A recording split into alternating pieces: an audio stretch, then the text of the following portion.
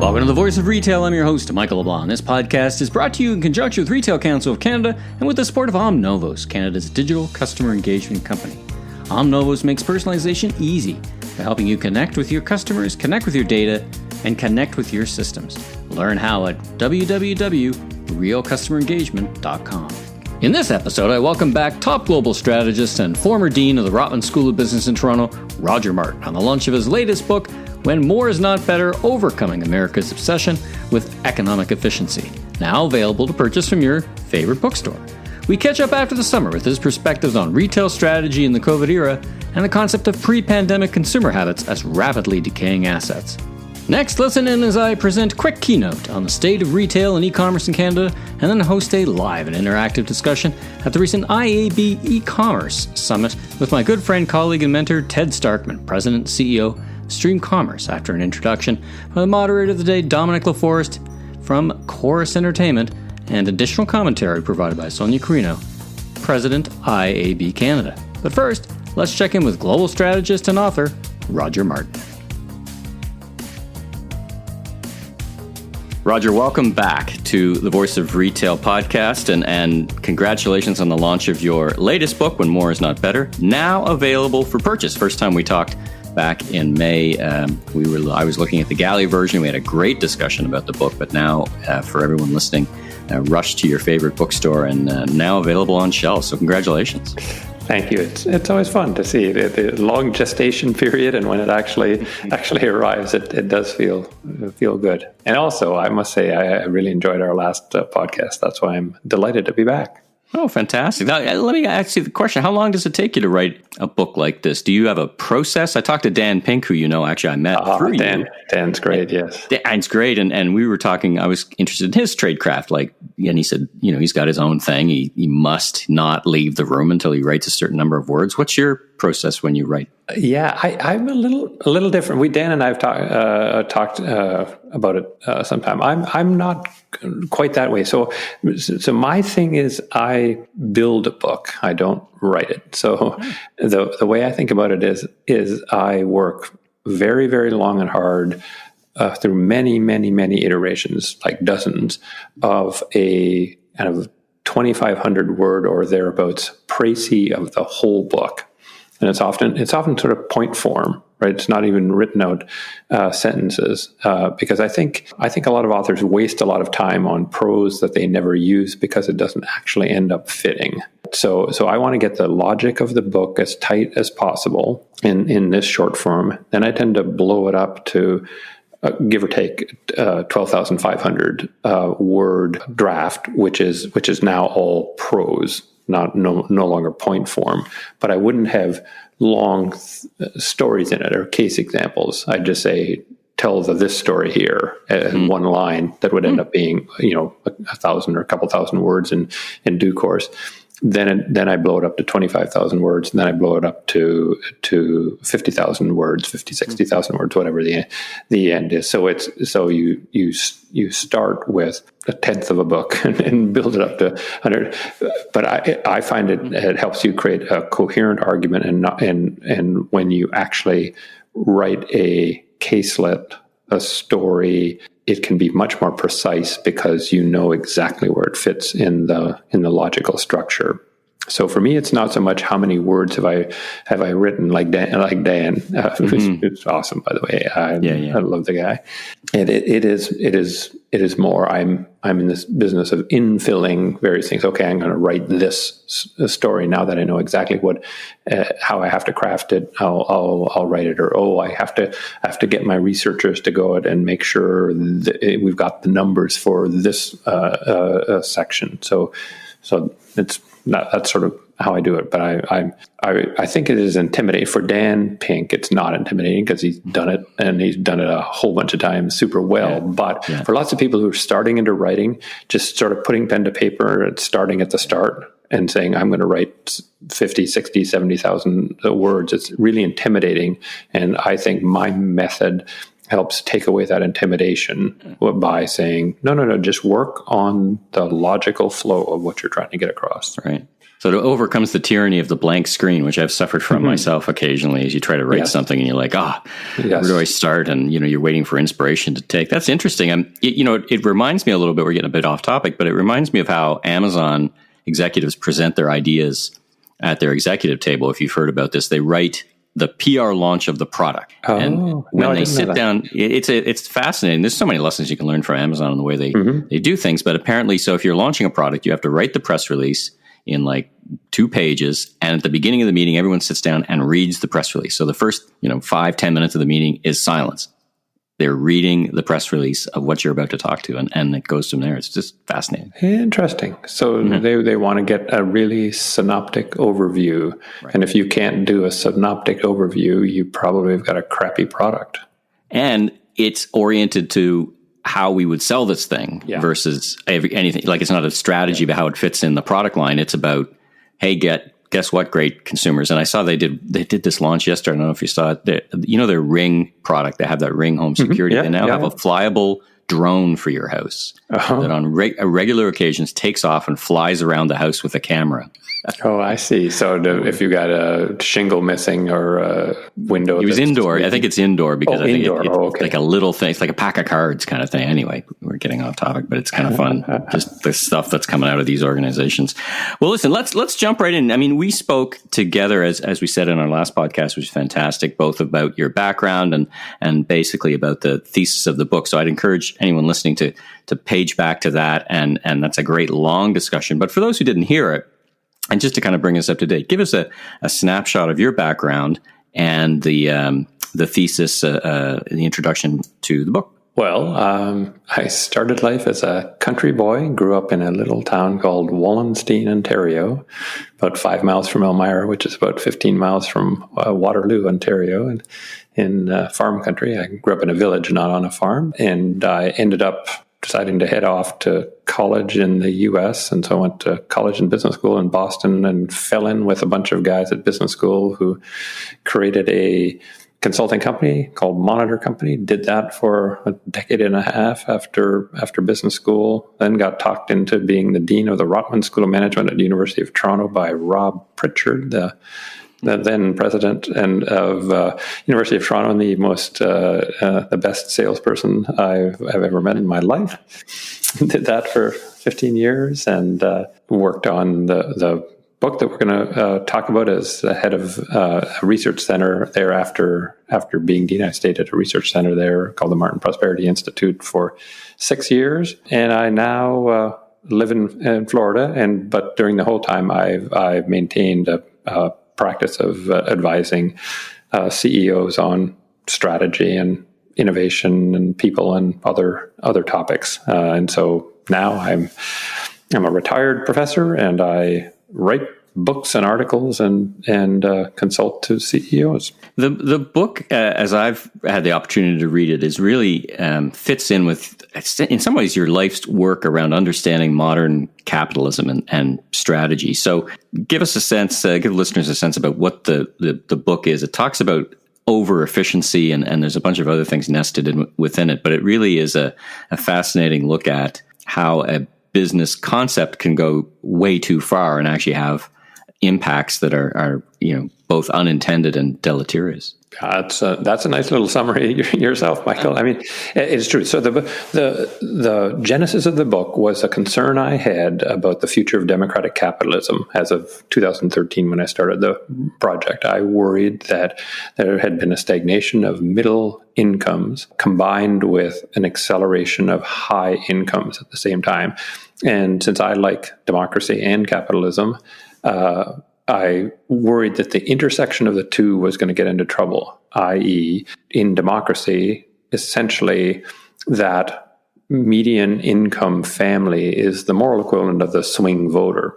People in and around, and maybe not be that family, but in around there. And so you need people in and around the median income level to be voting for the continuation of capitalism as your economic system, or it'll be under pressure, under threat.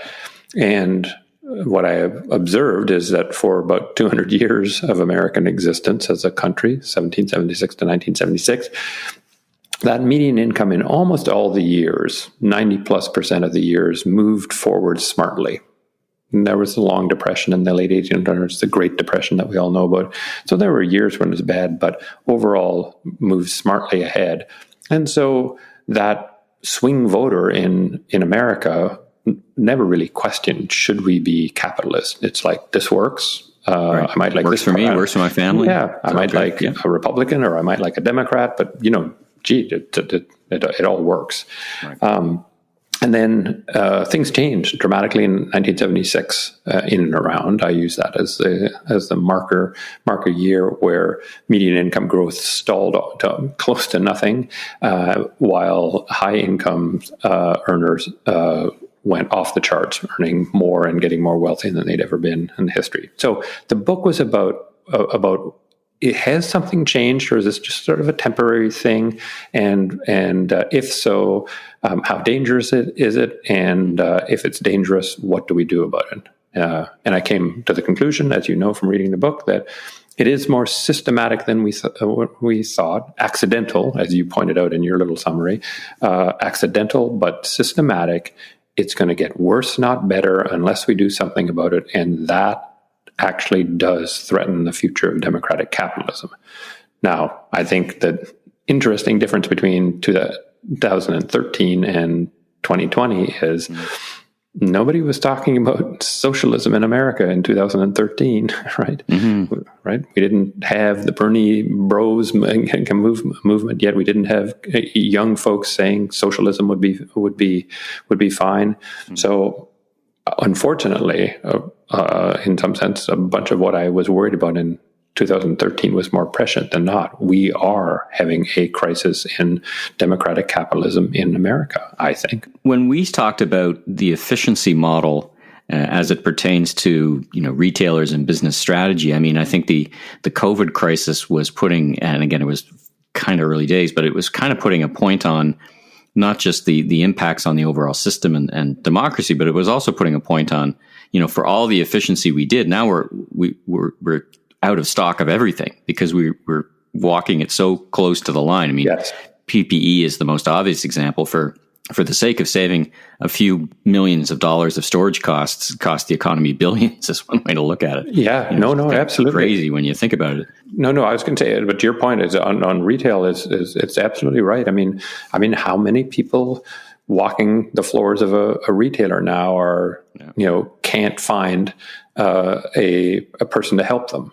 Right. And it's because staffing is down to the absolute bare minimum. And this was pre-COVID. I mean, now there's probably more reasons for that are more complicated. But yeah, I think retailing, there's a bunch of things in the world of retailing that I think were taken too far in the interest of efficiency that ended up not being effective. So extremely tight store floor staffing. Extremely tight, getting rid of all quote excess labor hours, cashiers, then grinding down wages, right? Paying wages that are barely a living wage, and then often with certain hours. Really, like if you go deep into this, lots of retailers just are almost inhumane in the way they structure hours. You can work a 3 p.m. to 11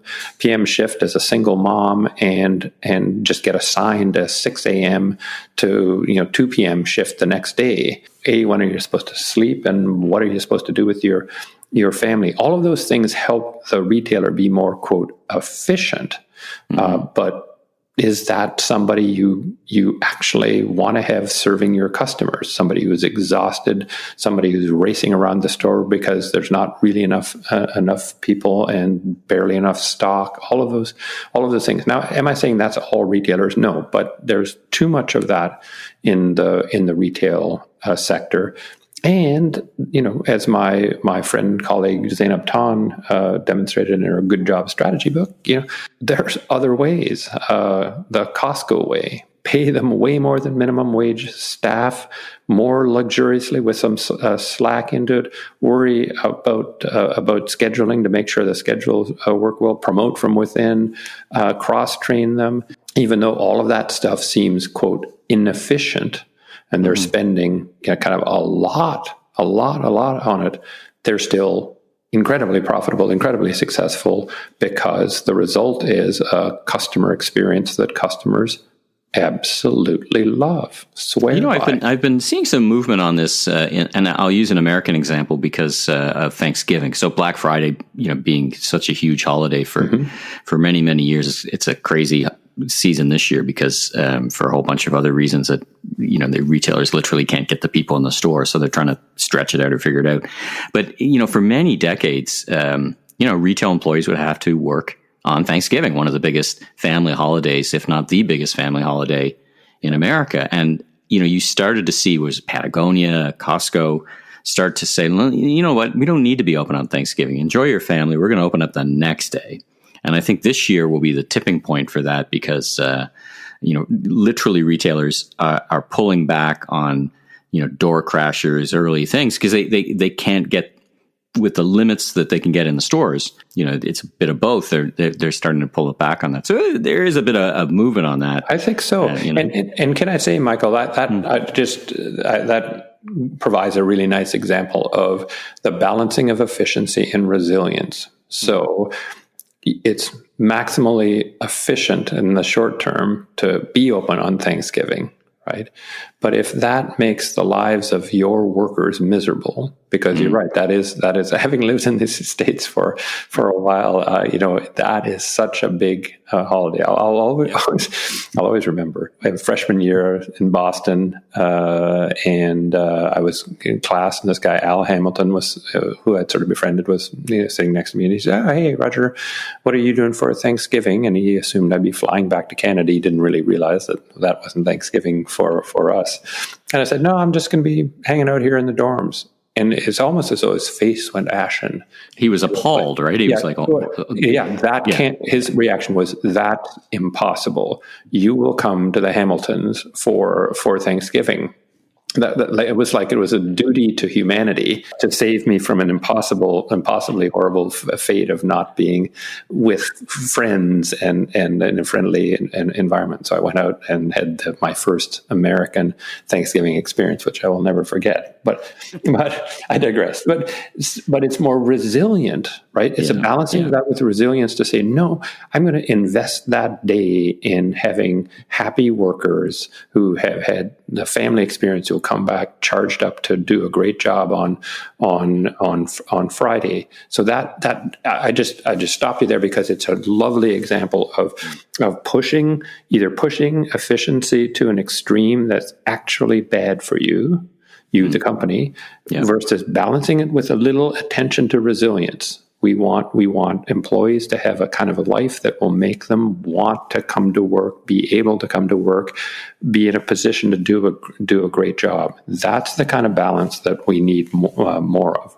Yeah, and in the fullness of time, it reduces one of the most problematic issues on the store floor, which is retention or turnover. Yeah, conversely, absolutely, right? Absolutely. Mountain Equipment Co-op in Canada, MEC did that. The new CEO now. Ex-CEO, they just went into protection and got sold to a U.S. private equity shop. He when he first got there, he said, "Listen, I'm going to raise everybody's wages, and I'm going to do it because it's economically efficient, because I'm losing more money training and hiring than paying existing people to stay." And so, unfortunately, he ran out of real estate for other reasons, but that was certainly his philosophy. And again, that's a nice illustration of, as you would know, another aspect of the book, which is he's taking a system dynamics view. He says, "Oh, this thing is connected to that thing, which is connected to that thing," right, rather than to say, "Oh, no, those three things are completely unconnected.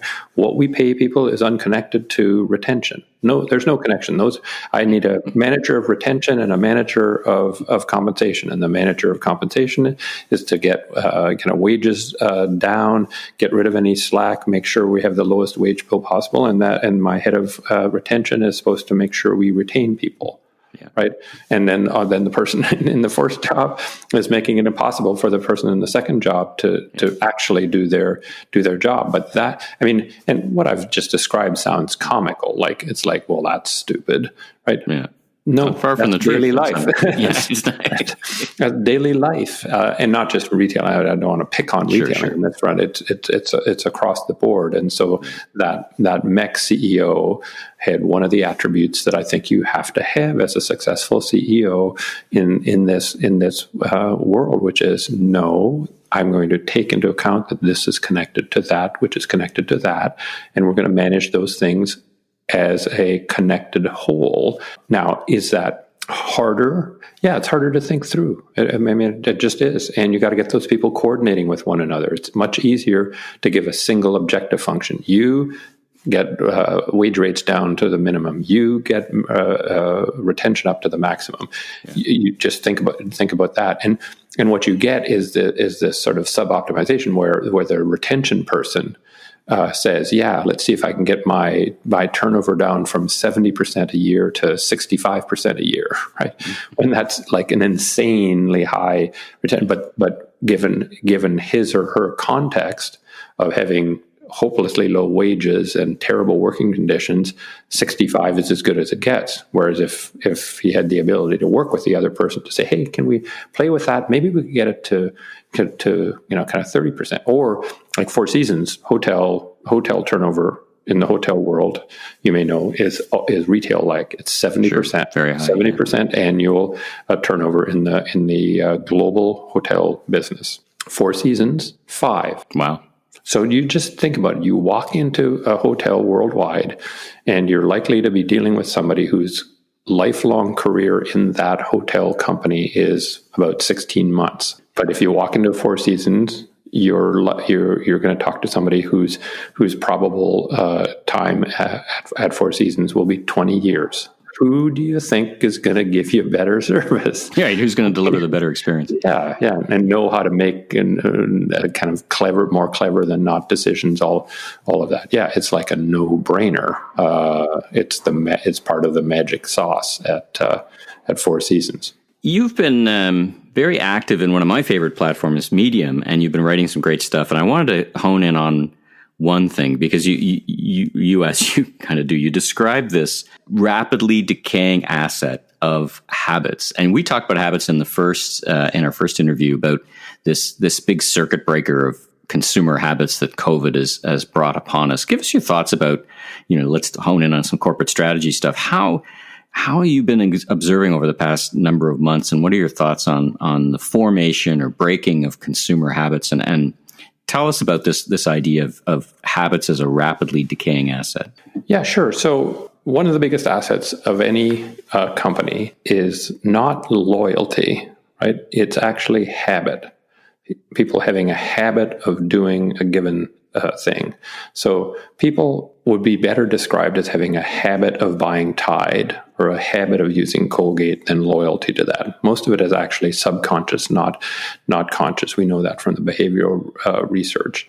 So you should actually think of your true balance sheet as opposed to your financial balance sheet as having a big asset of people with a habit of if it's retail, dumping your product into the shopping cart without actually thinking about it much. The challenge that COVID presents is, I think it's the biggest habit interrupter since World War II.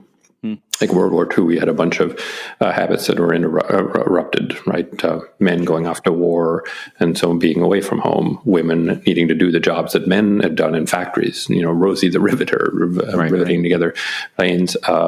Victory gardens, X percentage of Canadians had, a huge percentage of Canadians had gardens in their backyard, and just all of that, yeah, and goods that were rationed, and all of that, and lots of habits then changed permanently. Well, COVID's the next biggest kind of one, maybe as big in terms of habit change. So what I say, my advice to companies is, you've got to ask the question, for your particular product or service, has COVID broken a habit of using that? And for like restaurants and movie theaters and whatever it most certainly has.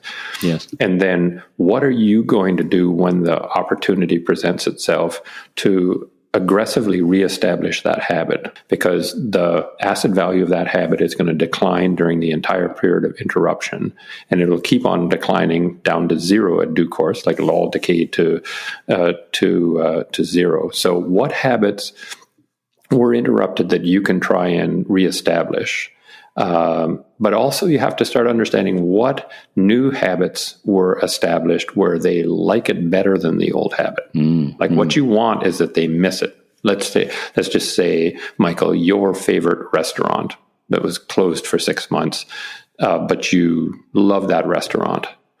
Now you're going to be less inclined to go to it than you were on your week. Let's say you and your best buddies or your partner went every Saturday night. That got interrupted for 6 months. So it's a decaying asset. What can we do if we're that restaurant, Martin's Grill? What we should do if we had a decent CRM is say, gee, and kind of Michael and his spouse came every Saturday night. Let's email him and give him a free dinner. Yeah, just something to reestablish that. To reestablish pattern, that, right? Yeah, exactly.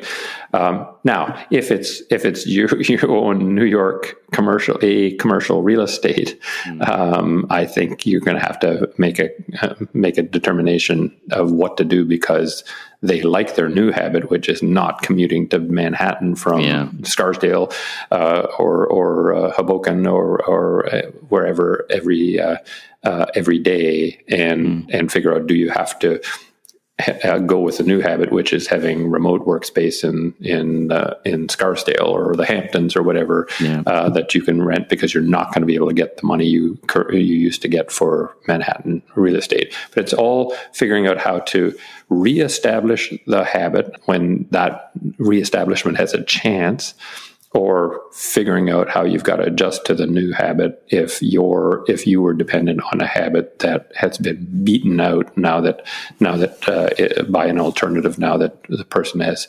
forcibly had to try the alternative.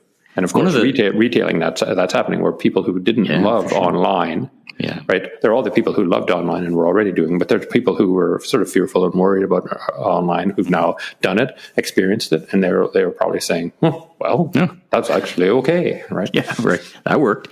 Mm-hmm. It's great that you bring in the grocery, because there's two things happening at the same time that I've talked to grocers about. One is, as you described, this massive acceleration, the great acceleration and adoption of online grocery. And then the second is, in North America, more than anywhere else in the world, consumers would visit often, multiple times a week, with smaller basket sizes.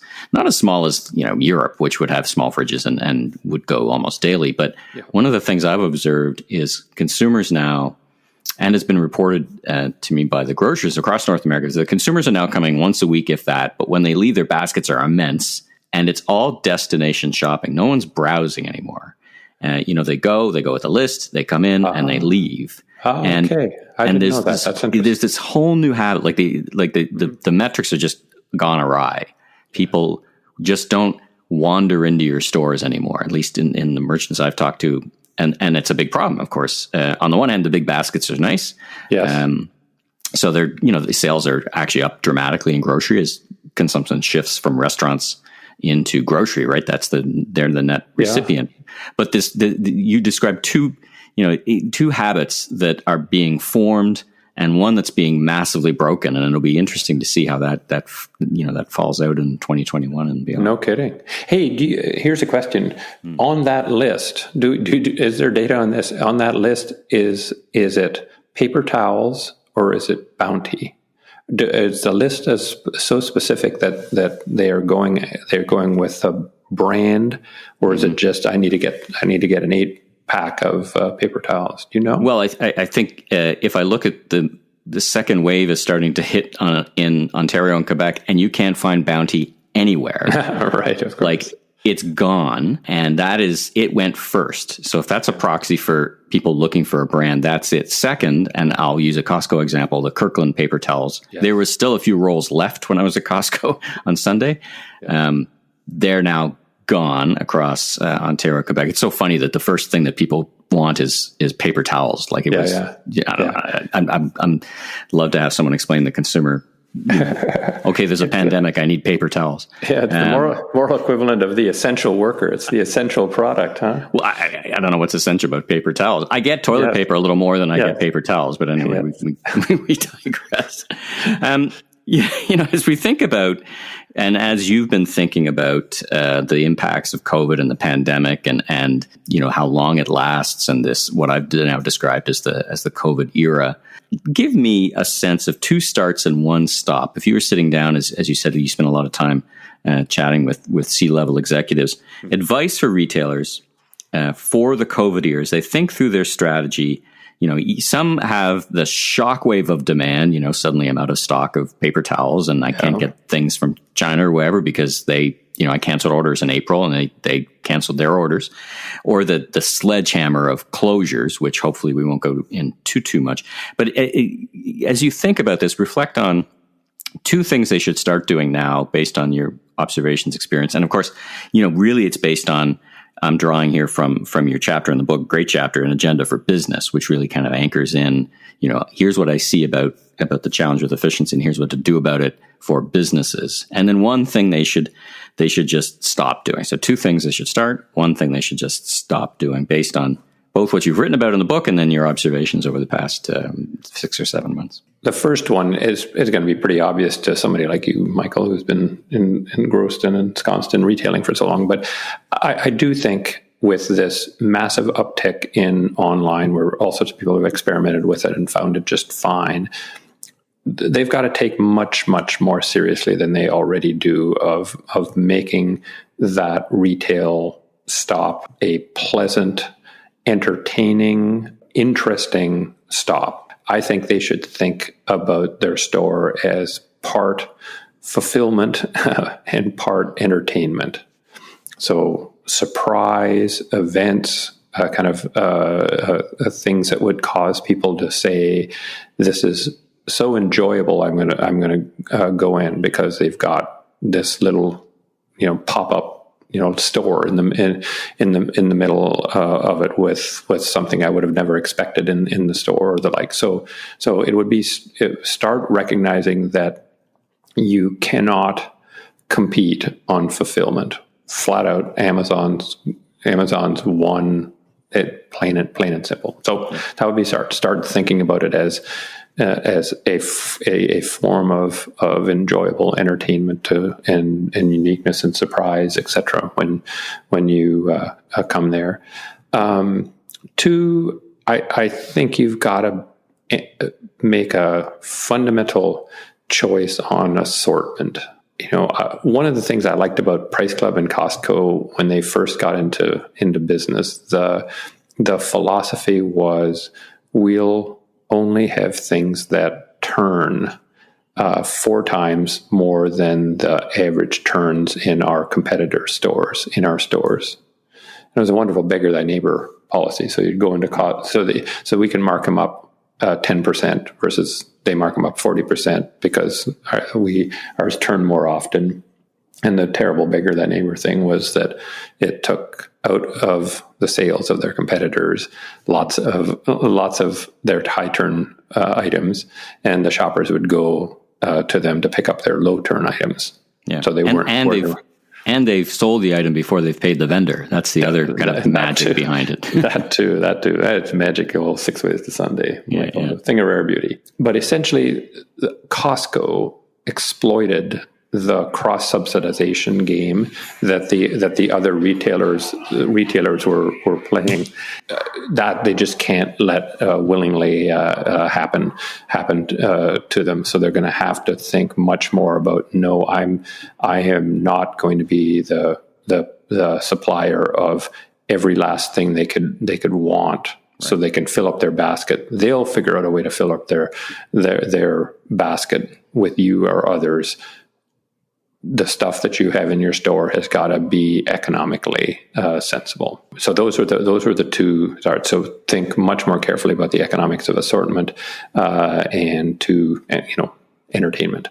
And the stop is you just got to stop with the obsession with efficiency. I mean, it's the stop that I talk about in the book. You need happy, delighted to work there, rested staff to provide that fulfillment plus entertainment pleasure experience. And if you're grinding them down and trying to make money on the backs of your workers, it's not going to work. And so you're going to have to figure out how to migrate to a world where those people want to stay because there's a good experience for them and they get really good at their jobs rather than are turning over kind of all the time. Well, insightful as always, and I'm so happy your book is now available for purchase. I've had the privilege of and joy of having been able to write it and think on it, reflect on it for several months, and it's a great piece of thought leadership, and it ties into both our lives as citizens and our lives as business people. So thank you so much for joining me again on the Voice of Retail podcast. It was a real treat catching up with you again and getting more of your insights. And I wish you much luck with the book and continued success in your work. Well, yeah, I've enjoyed it again, Michael, and let's do it again. Hi, this is Trin Tam, Chief Marketing Officer at Harry Rosen. We're of the opinion that to truly do your best, you need to feel your best. That's why we've started our Set the Tone webinar series, which invites key thought leaders and role models to chat about current events, their passions, and how they set the tone for their personal and professional lives. Join us for lively and informative discussions throughout the fall and winter season with our host Michael LeBlanc, the producer and host of 3 podcasts, The Voice of Retail, The Remarkable Retail, and The Food Professor. Our first episode will debut Monday, October the 5th, live online or for viewing after the live session at harryrosen.com. To learn more and register, please visit harryrosen.com or click on the link right in the show notes of this podcast. We look forward to seeing you. That's awesome. We'll move along to our next 2 talented presenters. They're here to share everything you wanted to know about retail e-commerce. We've got Michael LeBlanc. He's president of the Emmy LeBlanc and Company, producer and host of the Voice of Retail podcast, and a senior retail advisor to Retail Council of Canada. He's joined along with Ted Starkman, co-founder of StreamCommerce. Welcome, Michael and Ted. Well, thanks for having us, Ted. It's great to see you, if not in person, here together. It's a pile of fun. And listen, welcome, everyone. Good afternoon and good morning to those of you tuning in from the West Coast. My co-host, co-presenter, Ted Starkman, and I are going to spend the next 3 or 4 hours kind of unpacking e-commerce. It'll take about that long just to kind of scratch the surface. Just kidding. Dominic, don't worry. We're going to stick close to our time. Listen, between Ted and I, we've got more than 40 years of experience in e-commerce. Now, this isn't a history lesson, though. I'm going to give you an idea of what's happened so far in the COVID era, and then we'll narrow the lens down and really focus on e-commerce. And that's where Ted's going to join me, and we're just going to have a fireside chat, and you'll get to see firsthand his experience and his wisdom. So just to set the table, retail facts, this is 2018 data, but it really only increased a couple of percent, 3% for 2019. So when we talk about core retail, what we're referring to today does not include automotive, does not include restaurants, and does not include gasoline. So when we talk about core retail, and that's a very important number because whenever people talk about what percentage is e-commerce of retail, it's always important to understand what they're framing that against, in other words. So regardless, core retail in this country, and that includes grocery, $376 billion. I spent the past couple of years traveling the world, speaking at conferences. Anybody remember those? Where I would talk about how the retail apocalypse was a myth. It was a media narrative. It was a canard. It never really happened. What did happen, though, retail was going through tremendous transformation. And it's important to understand that as we start to think about the impacts of the COVID era. So there's no question that retail was undergoing tremendous transformation. Not only was it being affected by e-commerce, but there's a number of different demographic, sociographic, financial impacts that were affecting and changing the course of retail. When I'm asked to explain what's going on in modern retail, it's really bifurcating along two directions. You're either in experience or you're in efficiency, or your value, experience, and luxury. And where the danger zones are is in the middle. So as my partner in my latest podcast, Remarkable Retail, says, Steve Dennis, retail isn't dead, boring retail is. So, it's the decline of the boring middle. And that's where we see this, again, bifurcation along these various dimensions. That's a whole separate presentation, but just to kind of set the frame. And then this happened. This whole COVID thing happened. And as I'll describe later in the presentation, depending on the kind of retailer you were, essential, non-essential, COVID either hit you like a sledgehammer or a shockwave. I just picked a random chart here. They all kind of look the same. This is the Toronto subway passenger exit counts. This precipitous decline has real meaningful impact, of course, on retail. Anyone who's had the chance to go into the downtown Toronto underground or in major cities like Montreal, Vancouver, you'll see Calgary, you'll see their downtown looks very, very different without the millions and millions of Canadians going each and every day into their office. It is transformational and it is hugely impactful. So what are the early impacts? And I call this the early impacts because really we're just in the beginning days of the COVID-19 era. Depending on your perspective and how things progress, this could be a 2-year phenomenon, still yet to go, depending on things like vaccines, efficacy, and then the longer lasting impacts. But starting the year, retail was okay. We were up, core retail was up 2.3%. Things were moving along. Just in context, American retail was up about 4.5%. So things were fine. Now, core retail was up 2.3%. E-commerce was up 16, 18%, depending on the numbers you look at it. So clearly there was channel shift happening. This is part of this evolution of retail. March, again, when March hit, it was either a shockwave or a sledgehammer. Either you were scrambling to get product on the shelf as Canadians pantry loaded, or you were shut down. Retailers are like sharks. They got to keep moving. This has never happened before.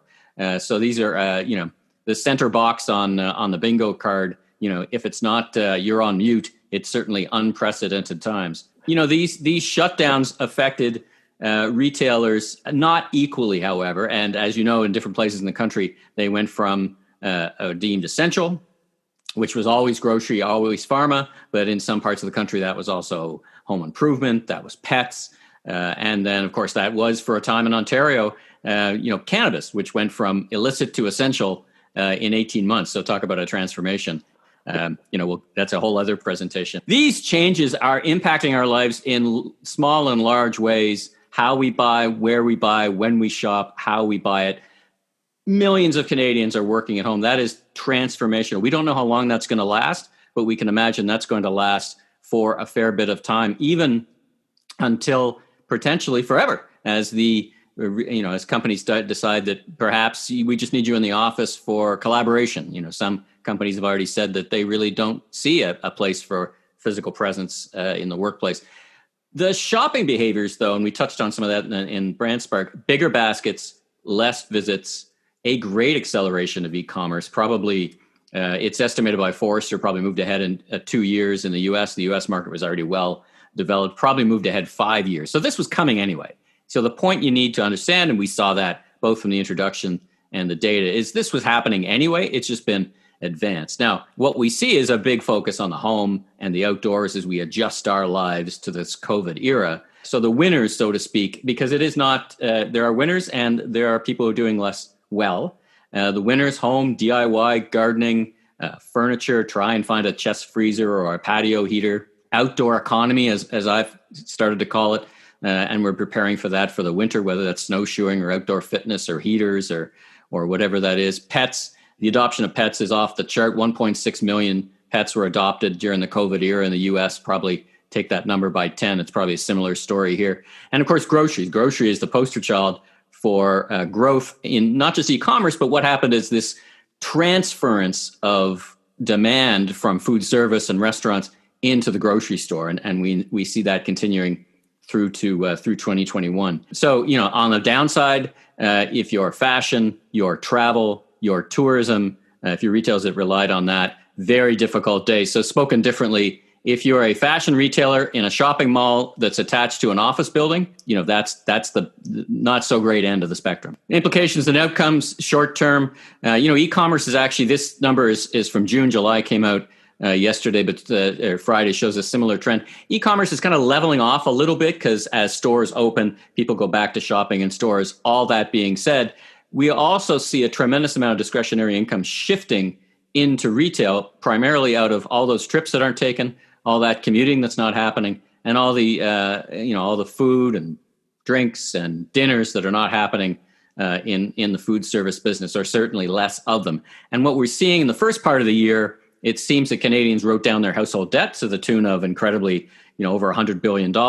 We'll see if that creates more open to buy for consumers and this great acceleration. So as I said, we've probably been advanced 5 years. These June numbers, 1.9 to 3.2 billion. Stats Canada numbers aren't a perfect representation of e-commerce for a bunch of reasons, but they're directionally pretty good. July numbers showed 63% year over year between July 2019 and July 2020. Retailers, if you ask them if their traffic is going up or their conversion is going up or their sales are going up, the short answer is yes. Here's the nub of these things. And for those of you listening, anyone that can hear the sound of my voice, shop early for the holidays.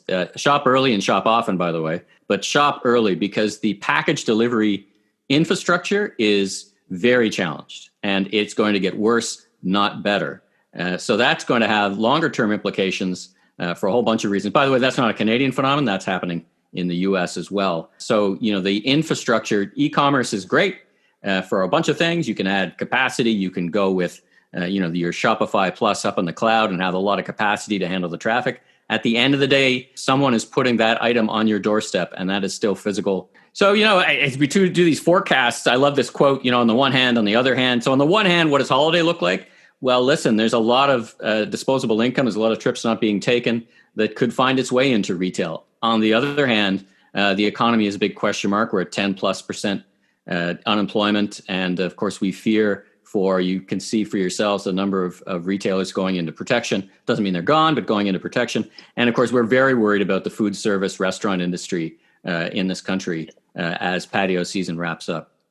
So with all of that, let's bring on Ted Starkman. Let's get lit. That means something different now, Ted, than it did when you and I worked together. But that's going to be the second time you date us within the course of like 10, 15 minutes. This is great. I knew you'd be a bit of that. 40 years, 2020. It's not that long. But listen, Ted, why don't you kick us off and just tell us a bit about yourself and the work you do at StreamCommerce? Sure. Thanks, Mike. And yeah, I wore short sleeves for kind of the fireside chat. We didn't have a bonfire, but yeah, so far amazing content from Sonia and Philip. Really, really helpful. It's we kind of miss these things. We miss, so this is great that the IAB is putting it on. So kind of jump into my background, started selling online in 96, 97. And if you look back to Sonia's kind of slide on the history of e-commerce right near the beginning. If I was smart, I'd probably be retired by now, but still working at it and loving it. Today, running StreamCommerce. StreamCommerce is a Shopify Plus full service, full funnel e-commerce agency. So a little bit unique. We're an agency 100% focused on e-commerce, 100% focused on Shopify Plus. And really trying to hold on to the Shopify Plus rocket and not fall off. Kind of all the exciting stats that you saw from Michael and Sonia and Philip. We're living it, kind of boots on the ground, sorting through these things. Been an exciting year. We've really seen a little bit of everything. The agency came as an offshoot of my business partner Robert Hashimoto's 3PL business, Think Logistics. We support some of the biggest retailers in Canada, and for those retailers, say, this is great. You can handle kind of the infrastructure, warehousing, and logistics. Can you help us grow the business? And that's how we started Stream. So, and in both sides of the business, we're seeing unprecedented volume. It's been quite a year and fun. And as you can tell, I don't get out much. I can't, just could wind me up and keep talking here because it really has been kind of chained to the desk and fielding new opportunities and helping our current clients grow in this environment. Well, let me jump in and pick it up from there. You described yourself as boots on the ground as the agency, your tip of the spear, your Shopify Plus, which is a rocket. But of course, it represents a broader this great acceleration. So as you sit with your clients, and you recently just launched a site, maybe you could talk about your recent success and recent launch. So this is live as we say. What's been your experience for the past 6 months with both new clients but also existing clients and reacting to this great acceleration? Yeah, we really seen everything. Kind of the year started out as kind of everyone's reference, kind of normal patterns. E-commerce is experiencing tremendous growth, but with this acceleration and kind of the flip of probably three different components of it. One, kind of the really challenge. So right out of the gate, the potential opportunities, whether it was stores that were shutting down, kind of vertical brands, they're closing stores, and okay, I've got no cash flow. I can't really continue kind of my investment in e-commerce. I have to figure this out. Working with a global eyeglass retailer, and it was like the opposite end of the spectrum. They had planned to re-platform to Shopify Plus, lots of great work involved there. And they're saying, hold on, we've got to fire up another warehouse. We've got so much volume. We need to figure out how we manage the day-to-day business. And then one of our favorite clients, longest term clients, Canadian Automobile Association, although you don't think about them in terms of retail and transactions and kind of e-commerce, as Sonia described at the beginning, is much broader. Like in the heart of it, even though we think about them in roadside assistance, they're travel and insurance predominantly, and e-commerce and retail is complementary to their membership. So that got kind of the first group. The second group, brands that want to accelerate. So we've got beauty clients are saying, "Let's go." Whereas we kind of internal teams, and this would resonate for a lot of people listening in, couldn't muster kind of the support.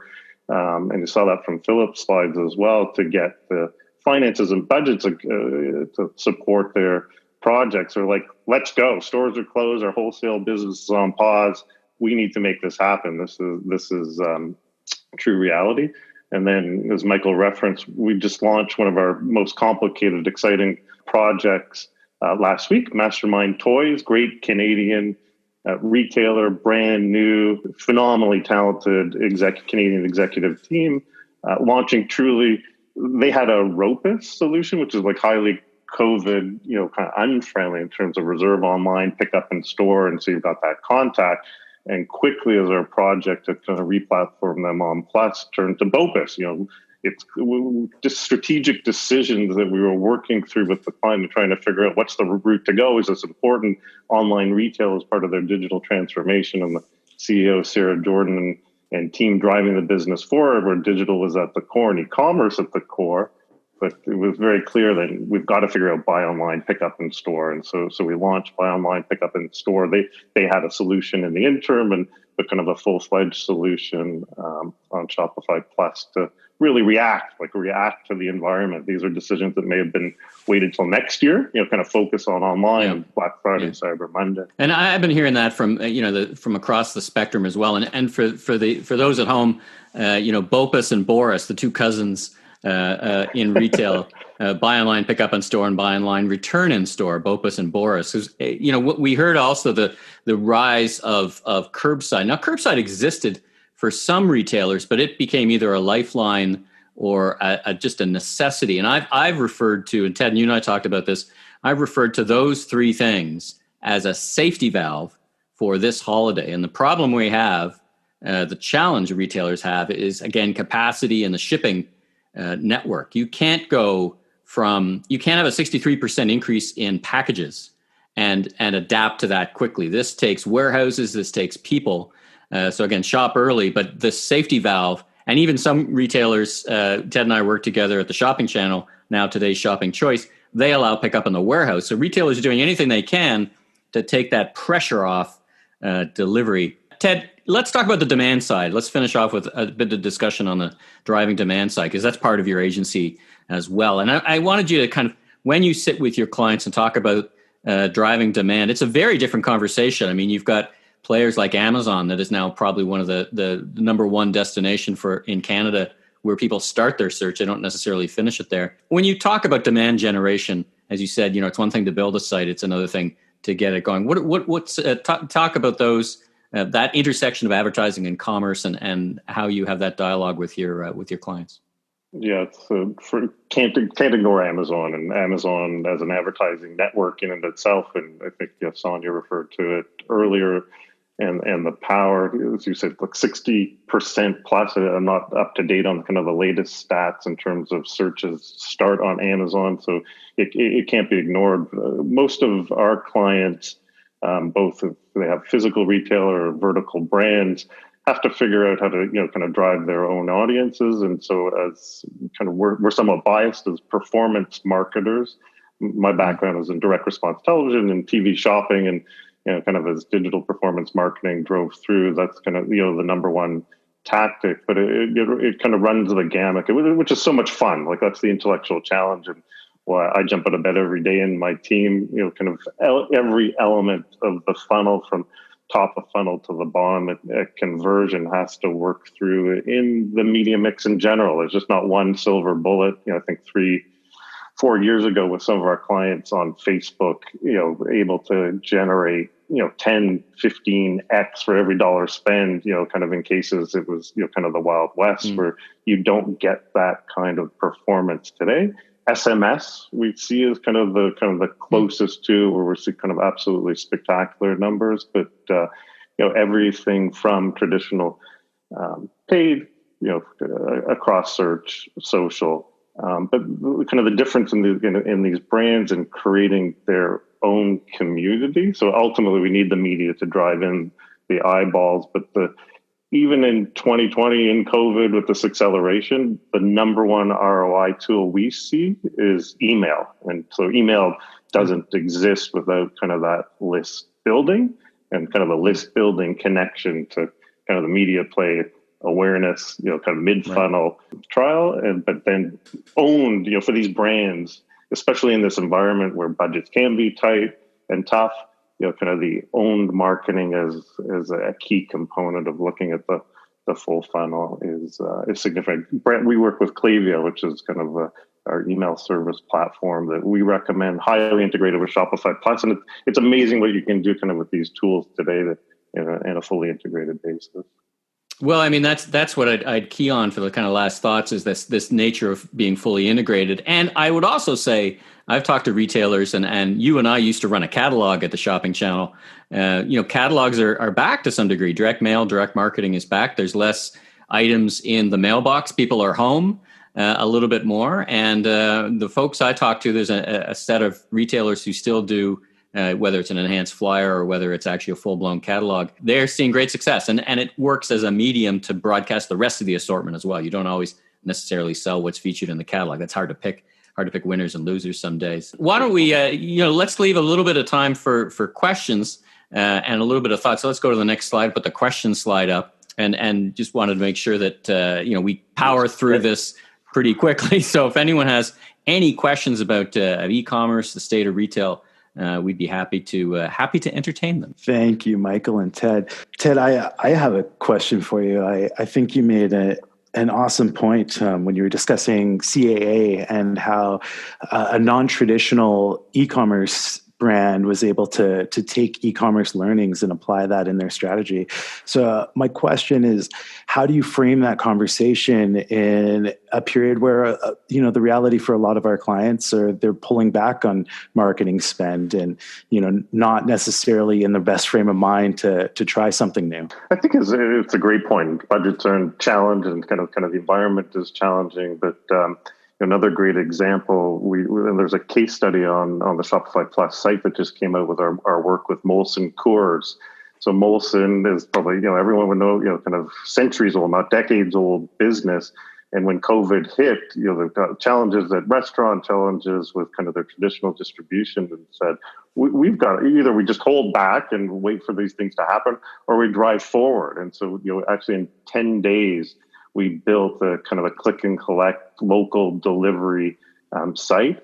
And then from their perspective, collaborating with the rest of their agency partners, they jump full in to kind of on spend from a massive flag on the 401, kind of from kind of an outdoor kind of, but then kind of on a digital media perspective from a social and paid channels, they turned the tide, and instead of pulling back, they decided to push forward. So there's a lot of great examples out there of kind of forward-thinking brands and retailers, non-traditional retailers that you wouldn't think of, like a CA or a Molson Coors, are jumping into e-commerce and jumping in with their media budgets as well. No, fair point. And I think that's been one of the cooler aspects of the past 6 months is watching these large companies pivot and adapt and make quick decisions that we're not necessarily accustomed to. Hey, Dom. Yeah, I've got Tamara Brancati who's just put her hand up. So I'm just going to allow Tamara to speak. I'm sorry. I was going to type my question and then I ended up clicking the wrong button, I guess. My question was more retail related, not specific to e-com. Do you know, has there been any feedback around sort of like Black Friday, the naming convention of Black Friday, and just around the heightened racial inequality? Has there been any feedback on using Black Friday naming convention for sales? And like, is Black Friday still a big thing? I know there's like a Black Friday month kind of coming up. So just if you guys could talk to that at all. Yeah, I'll jump in. To answer your first question, that's not a discussion that I've been hearing anywhere in North America to date. And that may be because the overwhelming concern about Black Friday, Cyber Monday is the collision of promotional events and how retailers this year are going to handle that promotional event, because traditionally it relies on a lot of people in stores all at the same time, none of which can happen anywhere in North America. So there's the concerns dominating retailers' thoughts today are about how to actually pull off Black Friday. I mean, we haven't even had Amazon's Prime Day yet, which was typically July. That could be happening in October. We don't know.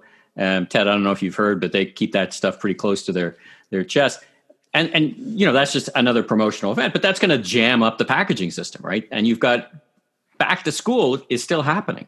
Back to school a week ago usually is done from a retail perspective. It's going to linger on till late September, given the way schools are opening. So is it a big thing? Absolutely. That promotional event is actually now bigger than Boxing Day in Canada by a couple of points.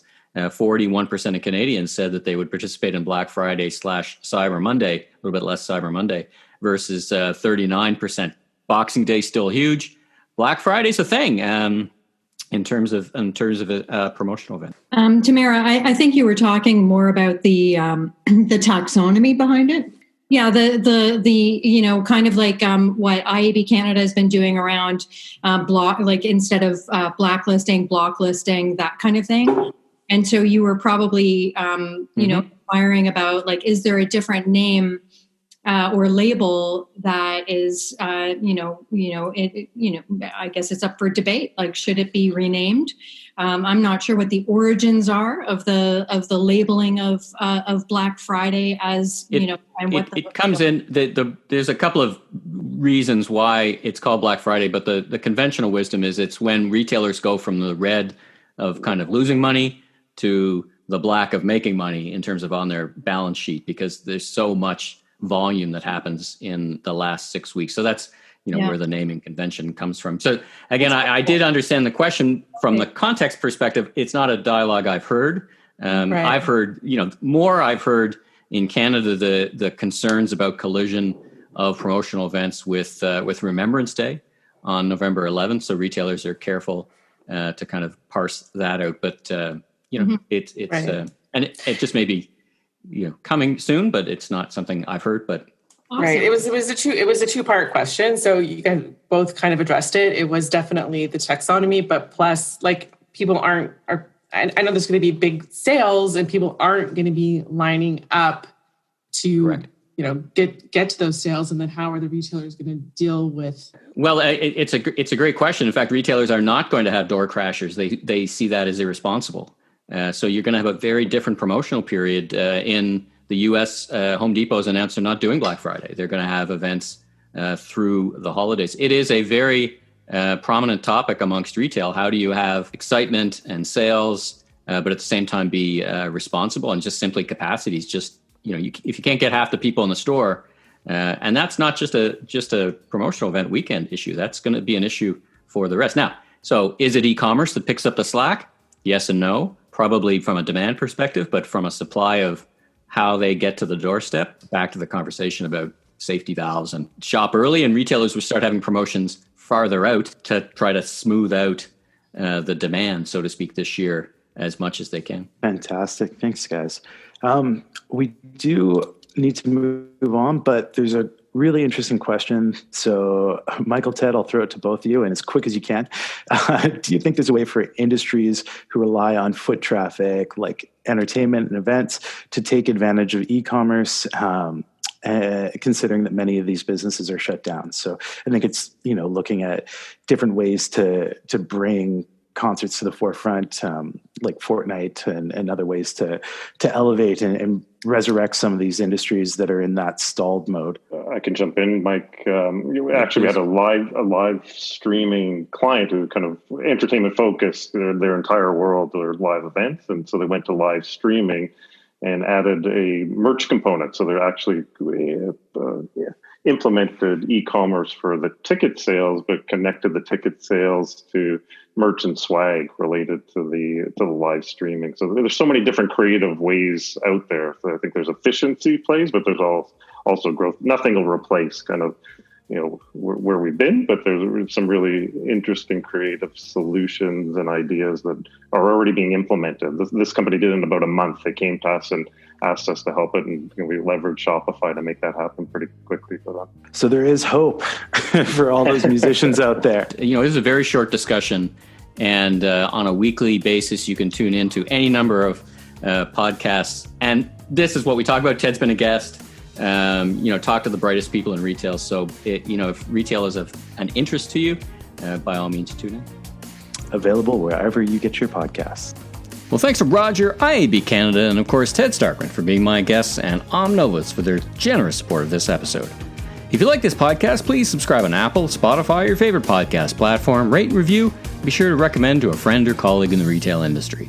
I'm Michael LeBlanc, founder and president of Emmy LeBlanc Company, Inc. You can learn more about me at www.emmyleblanc.co or, of course, on LinkedIn. Until next time, have a safe week.